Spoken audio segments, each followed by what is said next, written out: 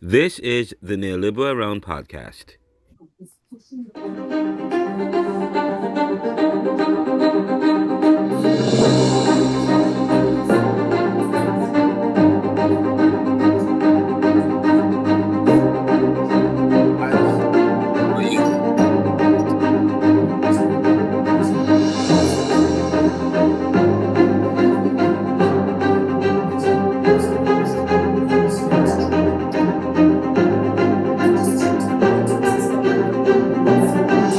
Good afternoon, Sir Mckenzie. Hi. How are you? Busy. I've been working all day since 5 o'clock, 5 a.m. Can imagine. This country only doing work. Not just there, my dear. Here at home. Just work. And then this class ends at 10. And then I'm going to continue working. But actually, this class does not end at 10. Oh, let me pause. I know Mckenzie would have got it as well. What? This is Caribbean, but there is a lot happening in the news cycle in the U.S. I'm Renaldo Mckenzie, and welcome to another episode of the Neoliberal podcast and YouTube channel. We have several breaking news. The Texas Democrats flee state to thwart Trump power grab as the Republicans seek to redraw the lines, the voting lines, the districts in Texas as a way to clear the path to giving the Republicans more seats and in a way to extend Donald Trump 2025, bid for a third term. That is what's going to be coming up. And now, I'm sorry, guys, we had to shelve that class for a quick second to just record this brief information. There is lots coming. The labor in America is weak. The latest job report coming out has said that the labor report has indicated that the labor in the U.S. employment is down. We're not creating any jobs in this country. Donald Trump has chosen to fire the bureaucrat that is responsible for the data. That is absolutely ridiculous and absurd. We will address these issues later on tonight, because if we continue to place blame on the wrong thing, then this country will continue to decline. We have to rein in the president's stupidity. We have to rein in the president's nomadity. And we will discuss this later on. We will take a break. We're set in a way where we ask you questions that involve defining key terms. The key terms involve Afrocentric paradigm, structural adjustment policy, Caribbean diaspora, and US centrism. How do you guys define Afrocentric paradigm? In a nutshell, it's looking through. Sorry, hold on. There's noise. It's shifting the lens of how we view, not looking through the European lens, but looking through an African lens. In a nutshell. Okay. Sorry. Very good. Let me make sure I see who is that, because sometimes this is Claudine. Or maybe because I pinned my thing. Okay, very good. I like that, Claudine. Very good. Anybody else? Sorry, you're talking about the first question? We're defining key terms, and the question you got was to define some key terms. One was Afrocentric paradigm. Did you define a key term? We want to take a crack at one of the other key terms?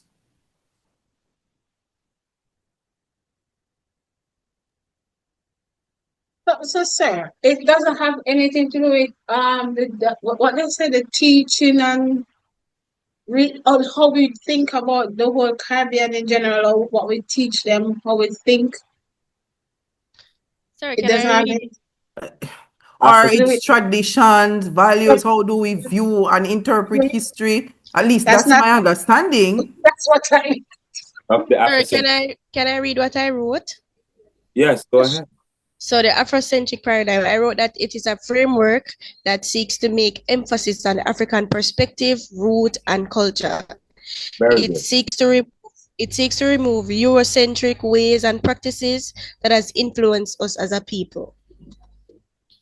Right. That was my understanding of it when Sir taught us this. Yeah. And that it is a starting point, right? That's where we should start from.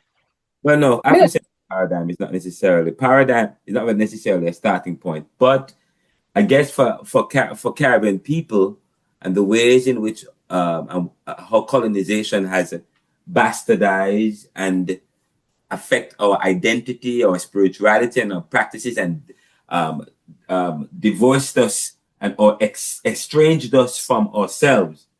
The Afrocentric paradigm really helps to refocus, and it provides a pattern.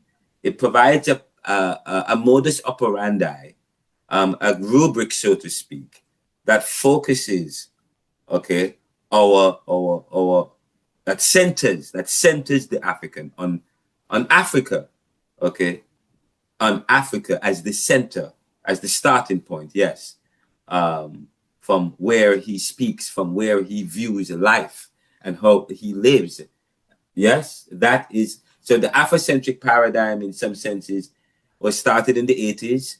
And yes, and it was a paradigm that has helped to preserve the teaching of Africology in academic institutions, because institutions that were teaching African American history had come under attack from historical departments and other departments that were saying, why do we need a department like this, African American history, AP history, because this history is what we teach in our general history. But the general history that they teach came from where? From a Eurocentric perspective. But the disciplinarians, the academics, could not defend against these attacks, and many departments had to close. So they developed a paradigm, a pattern, a discipline. Yes, an epistemological and an axiological way of approaching African history, so that they cannot come under attack from other disciplines and academics who are trying to make African history obsolete, or African American departments. You know, we have Africology. So Afrocentric paradigm is a worldview that centers African history, identity, and culture as a lens. Notice the word lens, as a lens, a framework for interpreting the world. Say, for example, when we look at truth, there are various theories of truth. There's the coherent theory of truth. There is the correspondent theory of truth. And there is the pragmatic theory of truth. The pragmatic theory of truth is really the American theory and philosophical understanding of truth. And Donald Trump himself is a pragmatist. And the way he understands and sees the world from an American way. So when we talk about an Afrocentric paradigm, we're talking about a pattern, a way, an epistemological, as a worldview that centers African history, identity, and culture as a lens for interpreting the world. It challenges Eurocentric interpretations and affirms African contributions to civilization. Again, Afrocentric paradigm is a worldview that centers African history, identity, and culture as a lens for interpreting the world. It challenges Eurocentric interpretations and affirms African contributions to civilization. Okay? Now, let's go to the next one. And by the way, Afrocentric paradigm, more than anything else, it focuses on a position of victory than defeat. Okay. So that's the most important part of Afrocentric paradigm. It focuses us, okay, focuses us on our positions of victory than defeat. So we're not going to start with Christopher Columbus coming to the Caribbean. That is defeatist, we say. Yes? We start with the information that we have, that Africans came to this new world, okay, and established relationships which is still here. When Columbus came to the New World, okay, there were still semblances and evidence of African influence. And some of the people themselves were said to be African of a different form. Yes.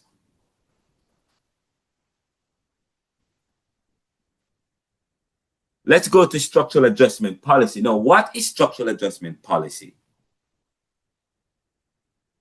How do you define structural adjustment policy? Sir, I chose somebody talk? Go ahead. So I chose that one because I remembered life and death. It was in life and death. So these are policies. It's a policy implemented by international organizations such as International Monetary Funds or World Bank or any other lending agency to provide capital or monies for our countries experiencing economic crisis, while requiring that same country to create some form of economic reform. These reforms don't necessarily help the country. They cause devaluation of currency most of the time, and it has a lot of privatization of business. So okay. that's what I got from that. All right. Okay. Not too bad. I'll accept it. I'll accept it. Anybody else? Anybody else?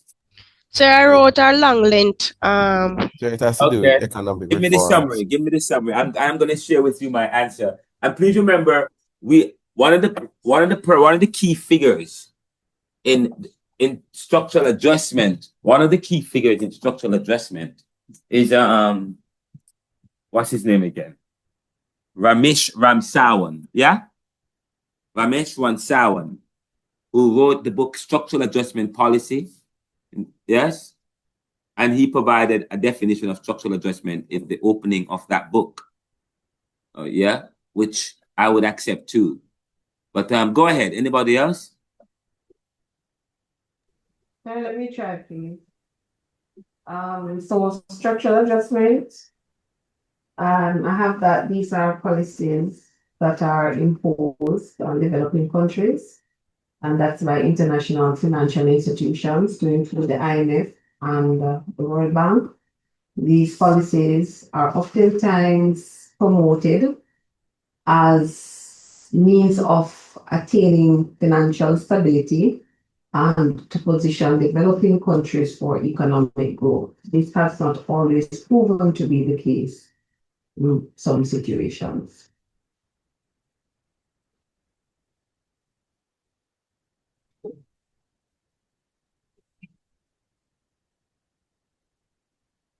Could you say it again? I couldn't hear you.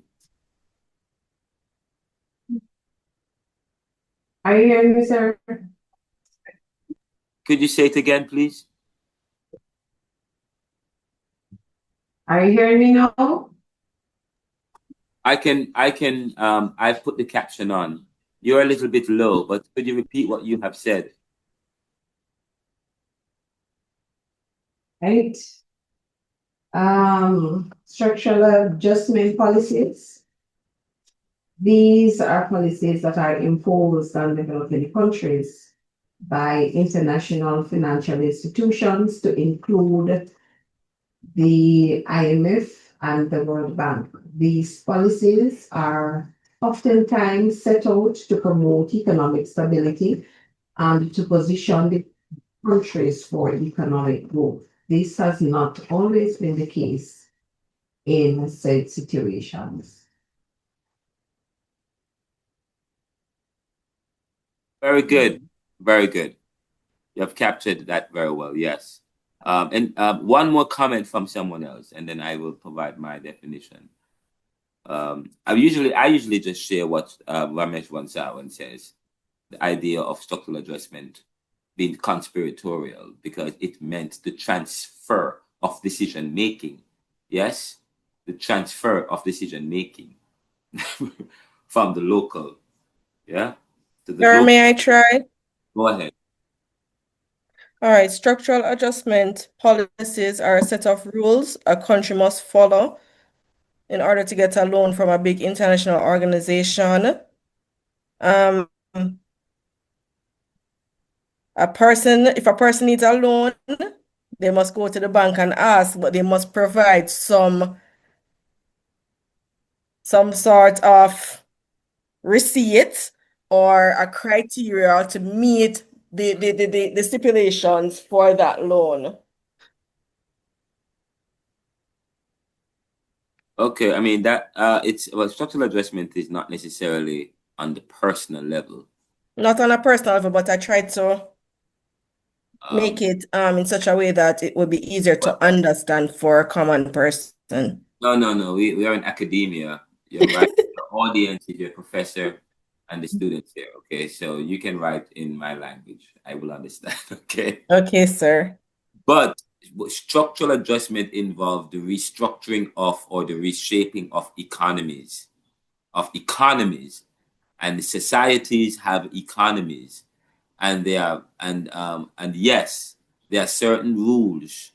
Part of structural adjustment involves the idea of globalization because it's supposed to help to facilitate globalization, which was speeding up in the 70s and exploded in the 80s and 90s. But it's speeding up globalization. But globalization was not fair to everyone because the rules, the conditions that were supposed to facilitate this global trade, the crossing of borders, the globalization that was supposed to have, it wasn't fair, okay? Because what it really meant was that countries had to plug into, it wasn't fair. And part of that involves the restructuring, and part of the restructuring restructuring involves economic rules, economic policies that countries had to follow, which was facilitated by debt, which include and the IMF and the World Bank and so on and so forth, were part of the mechanisms that were created to facilitate this. But now let me give you the definition that would make sense. So it's easier for you to understand. A structural adjustment policy, notice the word policy, are economic reforms imposed by the IMF or World Bank on developing countries, requiring cuts in public spending. If you read the book, I said this in the book, Neoliberalism. Structural adjustment policies are economic reforms imposed by the IMF or World Bank on developing countries or countries of the global south, requiring cuts in public spending, privatization, and trade liberalization, often leading to hardship in countries like Jamaica. Again, structural adjustment policies are economic reforms imposed by the IMF or World Bank on developing countries, requiring cuts in public spending, privatization, and trade liberalization, often leading to hardship in countries like Jamaica. Third definition was Caribbean diaspora. Anybody want to share something on the... Sir, you don't pay attention to the reaction button? Oh, wait a... Go ahead. I was raising my hand, but that's basically your definition was basically what I had, so that's fine. Oh, you know what? I saw the hand raised, but I thought I had pressed the button accidentally and it's raising because how it looks on my screen, I see everybody on my screen and then I see your hand over. Oh, okay. No, it's changed. It was looking weird. Sorry, I did see you, but I was coming to. You wanted to. What did you have? The same thing? Basically. So that's it. Did you buy a copy of the book, of the textbook for the class? I did. You did? Yeah. That is why you have your answer was right on point. Because if you read the book, you know I talk a lot about the IMF and the World Bank, yes? And globalization. Chantel, are you there?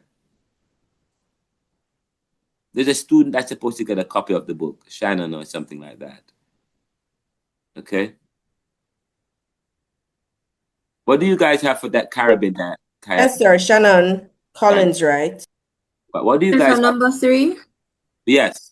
The community of people of Caribbean origin living outside of the Caribbean region This includes descendants of Caribbean migrants who maintain social, cultural, and economic ties to their homeland and contribute to societies worldwide. What the? How you got that answer? They said, sir? That answer is weird. It's weird because is it wrong? No, it is absolutely correct. It's right. I wrote an op-ed, and did you read my op-ed on the Caribbean diaspora and cosmopolitan community? What you wrote was like word for word what I wrote on Caribbean diaspora. That's interesting, but that's correct. Usually when I ask what Caribbean diaspora is in these class, they always get it wrong. This is one of the first class that got it right on the first try. Very good. Who was that who was speaking just now? Nashage, sir. Nashage. Very good. Yes. Outside of so I would be considered part of the Caribbean diaspora, right? Your professor. Yes? Anybody else living outside? Anybody in this class that's not in the Caribbean, but that's part of the diaspora?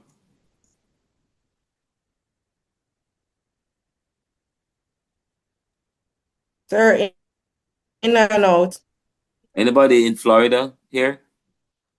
I was, but I'm back in Jamaica now. Oh, how was Florida? Hot and slow. Oh my God! I'm telling you, you think I'm gonna go to? Oh, I won't even say anything. I was actually in Port Charlotte, where there's mainly white old persons living there, and then I went to Orlando, and then back to Jamaica. I mean, if you want to have if you want a vacation. Not really, sir. Oh, you just It wasn't vacation at all. I don't have to go to Sandals. I'm telling you, I am not vacationing in the U.S. on a beach in the U.S. I'd never do that. Never. Okay, I'm telling you that. I am going to the Caribbean. Anyways, but the Caribbean diaspora is Caribbean people and their descendants living outside of the region, maintaining strong cultural, social, and economic ties. Definitely that. If you write that, that's correct. Don't spend too much time on these questions. Just remember that. Eurocentrism, what's that?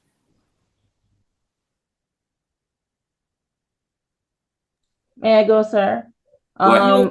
Eurocentrism is a worldview that places Europe and its values, its history and culture at the center of human development. Them try to capture everybody land, and it's like they want us to be Europeans without having the skin or being treated equal as Europeans. It is often marginalized non-European perspectives and portrays European civilization as superior to all other civilization. Yes, correct. Yes, perfect. And anybody else? Anybody else has anything different? No, it's pretty similar what I have. Very good. So Eurocentrism says it is the only way of seeing the world. Yes, it's the only way, right? Say, for example, if I were to ask you, what aspect of Eurocentrism exists today within our or your experience as a Caribbean person, post-colonial? So the way how we dress, jacket and tie, tall sleeve shirts in the sun, language, religion, or music as well. We don't listen to. We demonize gospel, reggae gospel. We more listen to a European type of gospel. So those are the few things that are still in our. Start the education system as well. Mm-hmm. Well, and of course the education is part of religion, Christianity. These are institutions. And the political and legal structures. Yeah. And if we got independence, but you notice the institutions still may exist today. As a governor general. institutions don't change, right? Yes? No, sir, they They don't don't. change. They're still Institutions using the remain. same So laws and so-called guidelines. colonial knowledge is still being taught in a certain way. And whether through the schools, and the schools are dominated by a religious order that in itself has a kind of doctrine that we are here talking about. Eurocentrism. Yeah. That says this is the only way, no other way. If you don't follow this way, you're not doing it right. That's Eurocentric. As against Afrocentric. Afrocentrism doesn't say it is the only way, it will say it is a way of seeing the world. That's what contrasts Afrocentrism from Eurocentrism. Yes? Eurocentrism says that would say that it is the only way, or it would say if it is not created, if it's not signed and sealed by a particular person, it is not signed at all. If it's not created in Europe, or if it doesn't have, or if they didn't get independence through European influence, then they didn't get independence at all. There's no way Haiti could have gotten independence from Dessalines. The founder of the revolution had to be Toussaint Louverture because he was trained in the French ways, in the French military. Dessalines was dumb. So repeat again. You said that Eurocentric says that it is the only way, while Afrocentric says it is a way of seeing. It is a way. Okay. Okay. It doesn't privilege itself over all. Yes. Now, so Eurocentrism again is a worldview that prioritizes European history, culture, and value, and not just European history. Yeah, European history, or white history. White history, culture, and values as superior or universal, often marginalizing African and Caribbean communities. Yeah. Sir, so could I add to the Afrocentric that it seeks to reclaim that which was lost after the colonization? So it's reclaiming of history. What? Sorry? I was saying, as it concerns the Afrocentric, could I also add to it that it seeks to reclaim that which was lost during or after colonization? So they are reclaiming their history. I mean, the tradition of that's what the whole idea of the Pan-African movement and Africologists trying to do, to reclaim. But in terms of Afrocentrism, the idea of it, talk about it as against Eurocentrism, we said one sees it. We're going to look at that later on. It's the Afrocentric paradigm, and the Afrocentrism is within a particular tradition that tries to reclaim Africa. Yes, to reclaim and to restore Africa, African values, and so on. Of course, that's the tradition of Africa. Okay. Yes. In terms of section B, sir, just tell me before you move on. Natasha's asking me to tell you that she got bumped off and she's trying to rejoin. Okay. All right. No problem. Yes. Thank you. Let's go to section B. Short answers, 8 marks.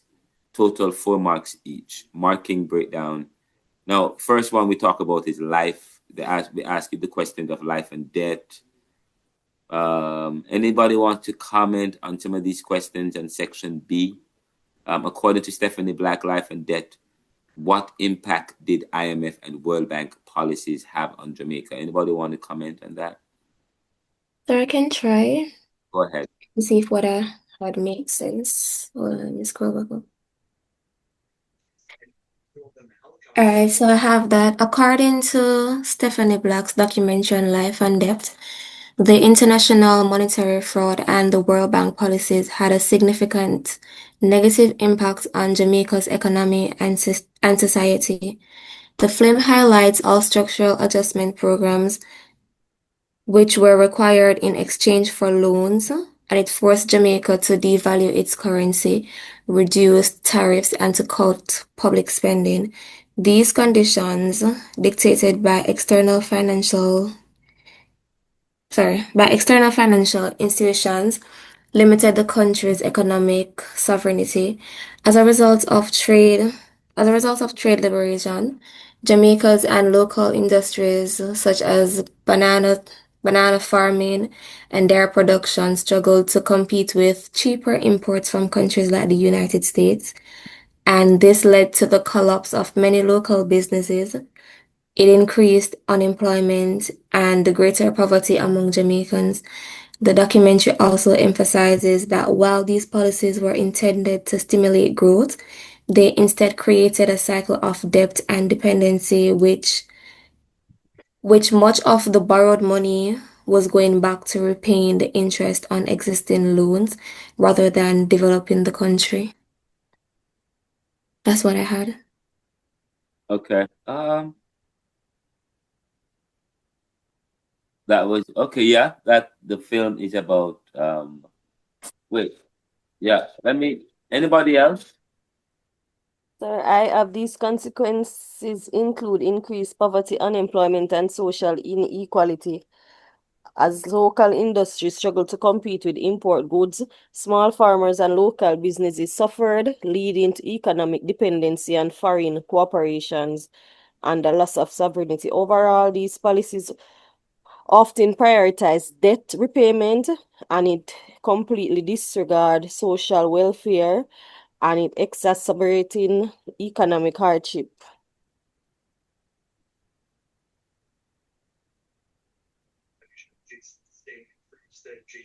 Sir, wrong? Why? No, sorry. That you are absolutely correct. Leading to economic. I love the fact that you said that the idea of sovereignty. But remember, we're talking about the film Life and Death, and based on your visual recollection of what was portrayed in the film about how the IMF and the World Bank have affected countries like Jamaica or Antigua and Barbuda. And of course, one of the things that you saw in the film is that it has relegated countries like Jamaica to servitude. Yes, because that's basically what has happened. They have cheapened these countries, devalued their economies so that they can focus on servitude, the tour or the tourist industry. Yes. Yes, sir. And when you look at the film, the policies of the IMF have created dependencies in these countries so that they are not enjoying the benefits of the paradise. Other people are traveling elsewhere, coming to the Caribbean, enjoying the hotels and so on.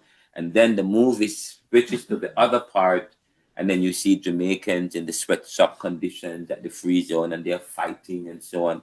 So that's the economic hardship, while at the same time, it has also cheapened or devalued their labor or limited their labor to tourist and hospitality, where they care for the high wage people who come from the global north.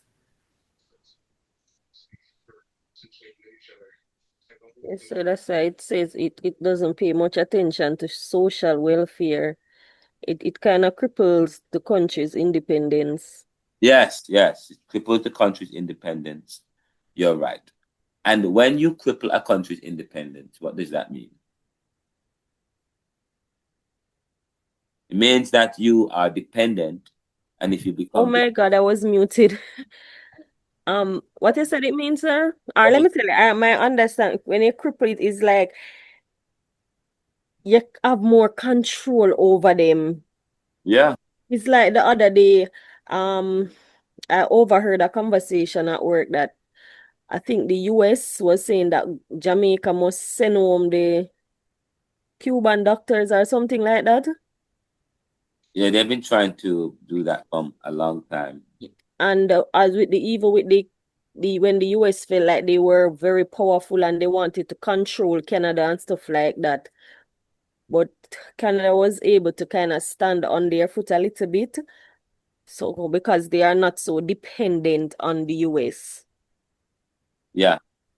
But I think if some countries really come against Jamaica, like say, have to do this, we don't really have no strong back to defend nothing really.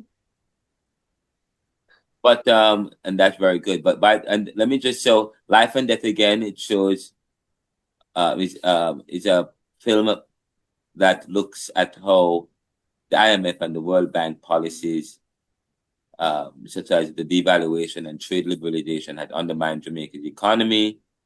And of course, the film highlights the impact on small farmers, local businesses, but not just small farmers and local businesses, but it looks at how the society illustrates how globalization has hurt developing countries in their agricultural sector and financial sector, and thwarted their development, deliberately thwarted their development by redirecting funds elsewhere and labor elsewhere. The second thing is Ivan Shatima. He wrote the book They Came Before Us, and Ivan Van Shatima argues that Africans reached the Americas before Columbus. Of course, he uses linguistic, cultural, and archaeological evidence to challenge the dominant Eurocentric narrative and reclaims African historical agency. I am doing some research, which part of my studies in Africology will continue. I was supposed to show you guys some artifacts that predates the Europeans coming here, that shows how African sailors came here and left many of their things and so on, their stuff, we call it. I wanted to show you some of those artifacts. If we still keep Caribbean Thought WhatsApp group, I'll send it to you. Send you some of these images and the pictures that we've taken and uncovered. But he uses linguistics, cultural, and archaeological evidence to challenge the dominant Eurocentric narrative, showing the presence of Africa. The third thing is Afrocentrism versus Eurocentrism. I'm not going to go over that because we already delved into that. But of course, Afrocentrism centers African values and experience, promoting self-definition for Black people, so on and so forth. We won't say that. In terms of Section C, you were supposed to who's CLR James? Anybody can tell me who CLR James is? A little bit about him, quickly. What book did he write? Make sure you highlight that. If you highlight the book he wrote and where he's from, then you would have answered most of the question and what his major contribution is. That his major contribution. Anybody want to quickly put a bite into that?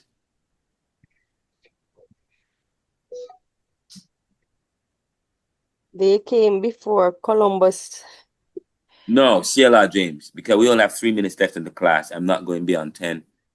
CLR James wrote The Black Jacobins, yes? And he analyzes the Haitian Revolution from a Eurocentric, Marxist, and Pan-Africanist perspective. He emphasizes the significance of Black agency and revolution. By the way, CLR James is from Trinidad, okay? And Walter Rodney, he wrote How Europe Underdeveloped Africa. 1972. Very good, and he was assassinated by the Burnham government. But yes, go ahead. I was saying he was assassinated 1980. Yes. By the Burnham government. Okay, who's that? That's my guy right there. Who's talking? Yes. Jerome. Very good. And he was expelled from Jamaica in 1968 by the USERA government. By JLP. Mm-hmm. And his work encouraged Caribbean scholars to critically analyze their history and advocate for social justice and economic independence. Okay, I'm telling you, you guys are ready for the exam. And just remember, it's an open book exam. Frantz Fanon, Tell me a bit about him. He's from Martinique. Black Skin, White Mask. That's one of his book. And the Wretched of the Earth. I hope I'm remembering correct. That's also one of his work. Right. He speaks on. All right, let me just read what I have. Sorry. He's best known for Black Skin, White Mask, and The Wretched of the Earth. Frank Fanon explored the psychological effects of colonialism, particularly how racism and colonialism damage the identity and psyche of the colonialized. He argues that the decolonization requires a violent split from colonial systems. Very good. What word does he use when he talked about this violent split? This French word. This word inside. Some of you studied psychology or did intro to psychology. We talk about when tabula rasa. Babies are born tabula rasa. He uses that word tabula rasa. That's what is required. Yes, he was a psychiatrist. Yes. Okay, we must he said that the Caribbean must start a new history of man, like tabula rasa, like a newborn babies. Yes. He says that he defines colonization as the depersonalization of depersonalization of the human, the stripping away of the human of our humanity. And he died in the 1960. All right, from I think he had cancer or something of the sort. All right, Homie Baba. Location of culture, 1994. His concept helped analyze how Caribbean identities are shaped through cultural mixing, negotiation, and resistance to colonial narratives. And what the famous what does Homie Baba mean by the location of culture in her book, The Location of Culture? What is she driving at? What is he driving at? And of course, he was trained in England. But of course, Homie Baba is from India. But he's a post-colonial figure from the subaltern with close connections to Trinidad and Tobago.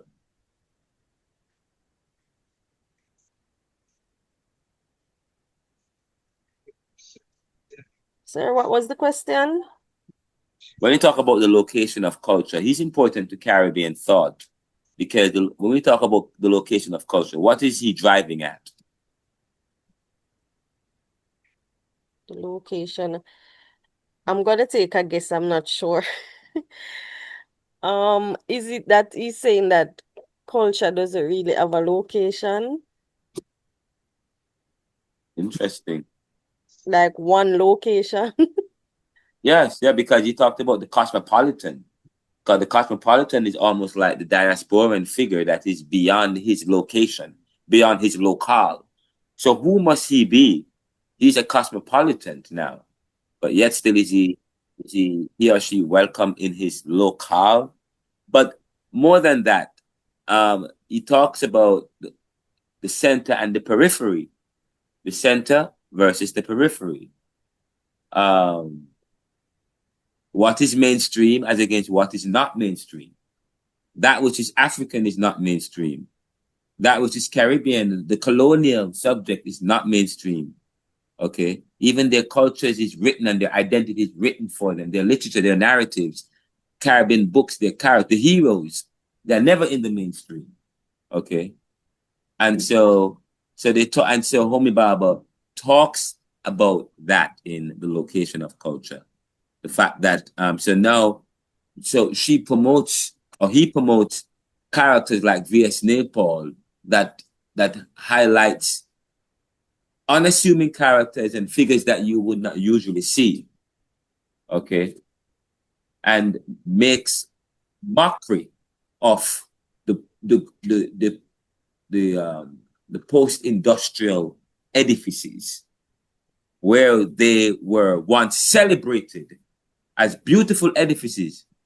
He tears that down and says they're not that beautiful, and promotes books and characters in the Caribbean that hones in on that, like VS Nepal. Okay. But you can look at the lecture that I talk about, Homi Baba. Finally, there's so much more.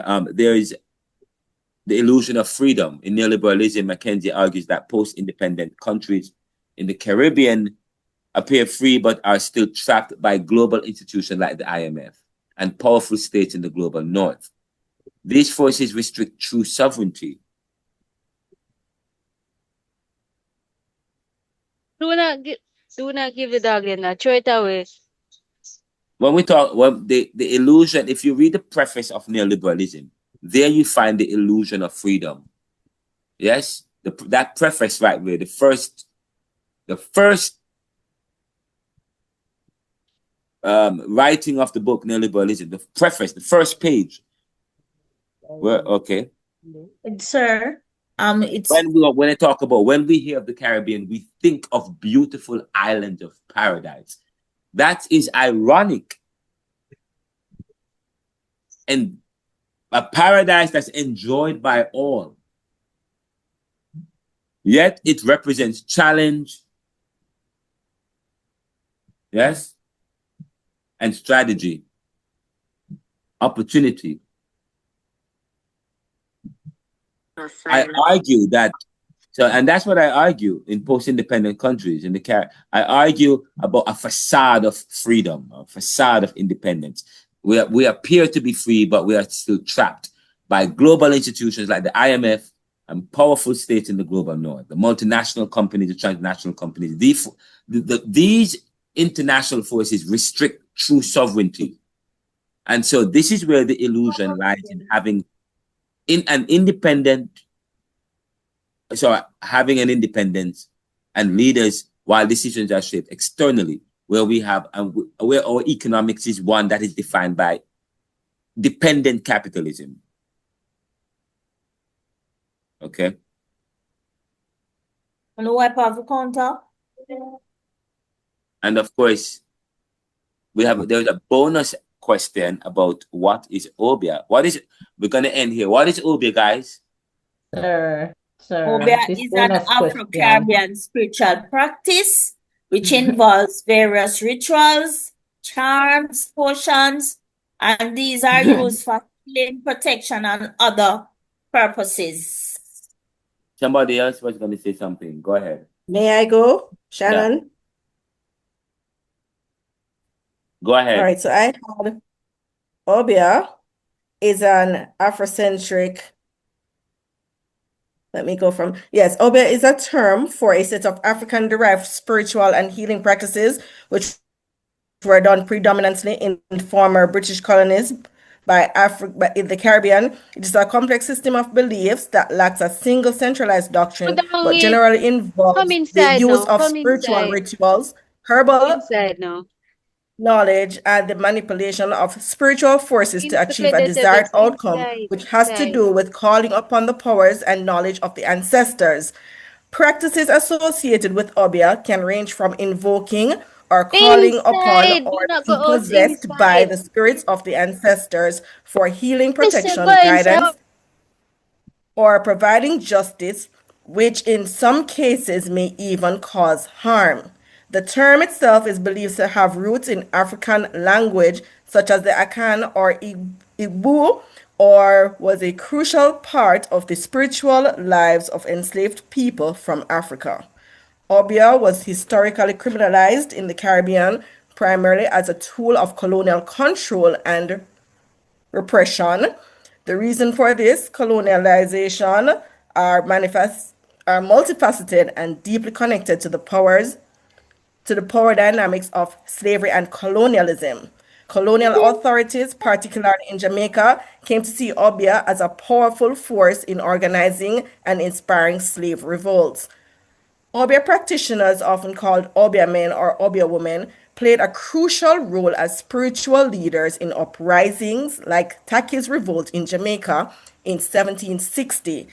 They administered oaths of secrecy and provided spiritual protection for the rebels, fostering a sense of collective power and invincibility. The criminalization of Obeah was a direct response to this reprised threat aimed at dismantling a source of leadership and solidarity among the enslaved. I'll end there for now. Very good. I was very impressed with your presentation. Thank you so much for that. Very, very good. I love it. I hope it's going to be an open book exam. So, I mean, if you see this exam again, this question, you should be ready for it. Very good. A small addition, sir. Go ahead. You can add founded by Dottie Boakman. Oh yes, yes. Oh my God. And by the way, I think the reason why you have that information founded by Dottie Bookman. You're in Jamaica, right? In Jamaica. Yes, yes. I think he also helped to influence voodoo in Haiti. He was the voodoo priest. He was the first voodoo, the first voodoo priest in Haiti. So I think, in a sense, the Obeah that we practice in Jamaica, I think it's the same voodoo that occurs in Haiti, because Dottie Bookman was instrumental in starting Obeah in Jamaica, and he was instrumental in starting voodoo in Haiti. Okay.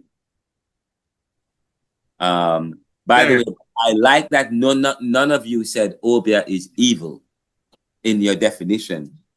By the way, usually in some of in previous classes, I asked, you might see something about Obeah in the exam, and the students, if the students put anything that it is evil and dark magic and so on, I usually give them half mark for that question. So I'm telling you now that if you define Obeah, if you see Obeah, what is Obeah in the exam, or whatever, something that have to do with Obeah, and you start by saying it is evil and dark arts and negative, that is being Eurocentric and ethnocentric, and that I will take 5 points from you. Okay, go ahead. Anybody? Sir, what if you say that based on culture, it was introduced to you based on experience of other persons, and that is why it is being banned in the Caribbean? No, that's not why it's banned in the Caribbean. That is absolutely incorrect. Did you hear what Shannon read earlier? Sir, can I try? Because I didn't hear what Shannon read. Shannon read. Shannon, you should share your. I don't know if you want. No, don't. I mean, next thing you know, everybody have your exam in your exam. But I mean, this. Sir, you know what? Hear my answer. Could I go? Cause I've been trying to go. Fine. No, we're gonna wrap up class now, guys. Gonna wrap up, sir. Okay, let me hear your answer, and then we wrap up. Go ahead. No, sir. I asked before, but it's okay. All right, Mama, go on. Come here, chat from night. All right. So Obeah is a spiritual and healing tradition with roots in West African religious practices, often involving herbal medicine, ancestral communication, and rituals. It was historically criminalized in the Caribbean, particularly in Jamaica, as colonial authorities viewed it as a threat to their control over enslaved populations. The 1760 Jamaica law, titled An Act to Remedy the Evils Arising from Irregular Assemblies of Slaves, was introduced following Taki's rebellion, where enslaved Africans reportedly used Obeah for protection and guidance. This is according to Obeah histories. The law portrayed Obeah as dangerous witchcraft and linked it to rebellion and disorder, leading to harsh penalties for its practice. This criminalization continued well after emancipation, reflecting ongoing efforts to suppress African-derived spiritual systems and maintain colonial social hierarchies. What I did, sir, I looked at the amount of percentage you said it would have been weighed, and that's how much I decided to write based on how much you said you would have graded it. Very good. And I was supposed to give you guys provide a presentation about my research that I've done. The research is finished, but I wanted to spend more time on you guys, preparing you guys for your exam. what I have to present is not important. I mean, it's important. It's important to this class, it's important for you and Jamaica as a whole, but the research I'm doing is really trying to help to facilitate open discussions that are informed about our spirituality and our practices and this law that we have that we still have on the books. It must so and that is one of the reasons why I started to do this research. And part of the research is facilitated by me, by this class, teaching Caribbean thought over the years, working with the students. In fact, Howard Bowley's group was the first group that actually started the initial conversation around looking at the changing attitudes towards Afro-Caribbean beliefs. And we are putting together a final report that looks at what has been the response so far, whether or not attitudes are changing. And attitudes are changing, but not necessarily. While attitudes are changing, we still see an indifference. We still see an anomaly, which we notice, which I don't want to share it because I don't want to spoil this study. So I won't share it right now. And I want an opportunity for my research principals and other people to be involved in the study, to get some peer review done, and to have my academic committee to review it and to do a submission at Georgetown, at Temple, and so on, and get some more eyes on it before I share it to the world. So I decided to hold back on that a bit, but very good conversation so far. I know the discussions are gut-wrenching, or the discussions are powerful because you have to ask yourself some questions. Because, earlier I played, while you guys were doing the exam, I played a recording where I asked a question, are we to backslide and not, or to marry, and so on. I asked some questions, and I said to you, in the 1960s and 70s, certain people who took on African names, that was part of their baptism. Once they become fully engaged and aware of history, in a sense, they took off Eurocentric or European names and took on African names, to reestablish their identity that have been estranged from them. So when you hear people named Ashanti, they weren't born Ashanti. They probably were born Jerome Hall, but they removed that name once in the 60s and 70s, when they start embracing African identity. What does that mean for Caribbean people? It's not for me to decide, it's for you to decide individually. But it should help to make for a stronger Caribbean, okay? People may say, oh, Renaldo is brainwashing the students. No.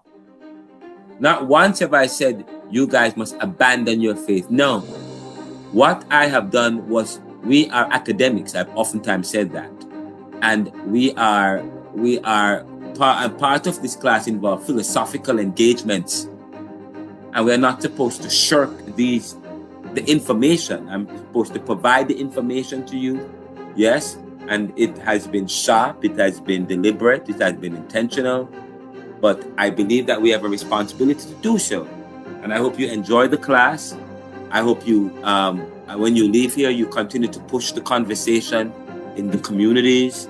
Okay. And it's not a brainwashing, but it's being responsible to truth and responsible to history. Okay. So thank you guys for making it this class. Big